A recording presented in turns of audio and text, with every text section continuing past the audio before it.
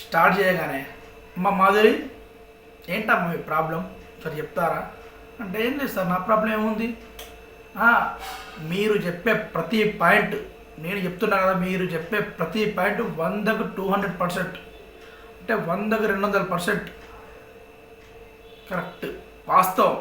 కానీ చెప్పే విధానమే అమ్మా, చెప్పే విధానం కొంచెం బాగలేదు, అది కొంచెం మార్చుకోండి.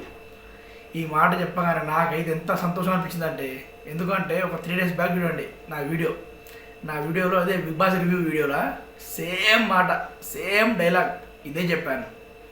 మనం ఎంత నిజం చెప్పినా ఎంత మంచి మాటలు చెప్పినా కూడా మనం చెప్పే విధానం మనం చెప్పే తీరు బాగుంటేనే అవతల వారు స్వీకరిస్తారు మంచిగా.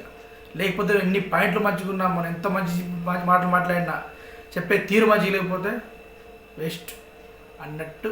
నేను ఒక డాక్టర్ ఎగ్జాంపుల్ కూడా చెప్పిన, ఒక డాక్టర్ దగ్గర పోతే ఎట్లా ఆ డాక్టర్ ప్రేమ మాట్లాడతాడు, ఒక డాక్టర్ దురుసుగా మాట్లాడతాడు, ఎగ్జాంపుల్ చెప్పిన ఆ వీడియోనే అదే డైలాగ్ నాగార్జున గారు నోటి వెంట వినగానే నాకైతే చాలా అంటే చాలా హ్యాపీగా అనిపించింది.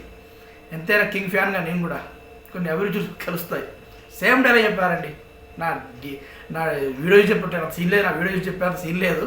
నేను అనేది way of thinking, way of talking చాలా హ్యాపీ అనిపించింది. ఇద్దరి నోట ఒకే మాట. కింగ్ ఫ్యాన్ కదా నేను అట్లా.